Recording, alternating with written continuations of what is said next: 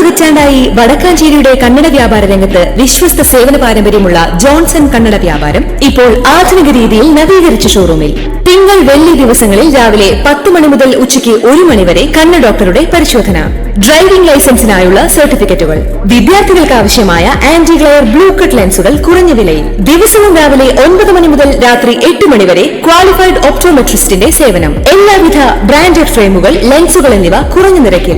Johnson Kannada വ്യാപാരം, John's tower, divine ആശുപത്രിക്ക് എതിർവശം, Vadakkanchery. Phone 94963474. വിവാദങ്ങൾ കത്തിനിൽക്കെ പുതിയ രാഷ്ട്രീയ പാർട്ടി രൂപീകരിക്കുമെന്ന പ്രഖ്യാപനവുമായി PV അൻവർ MLA.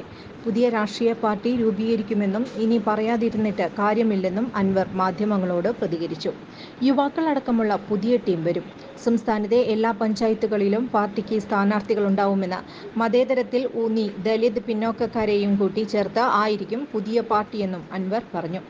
ഹിന്ദുവായ ഒരാൾ പാർട്ടി വിട്ടാൽ സംഘി, മുസ്ലിം വിട്ടാൽ ജമാഅത്തെ ഇസ്ലാമി, ക്രിസംഘി, ഇതൊക്കെ CPM ഉണ്ടാക്കിയതാണെന്നും അൻവർ പറഞ്ഞു.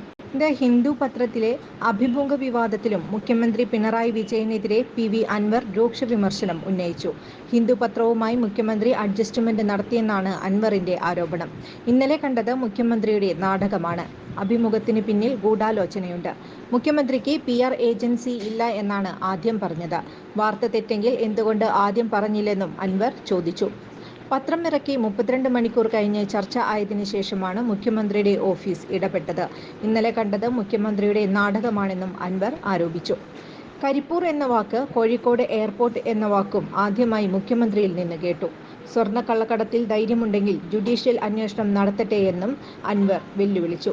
കൂടുതൽ വാർത്തകൾക്ക് ഞങ്ങളുടെ ചാനൽ സബ്സ്ക്രൈബ് ചെയ്യുക. ഫേസ്ബുക്ക് ഫോളോ അപ്പ് ചെയ്യുക.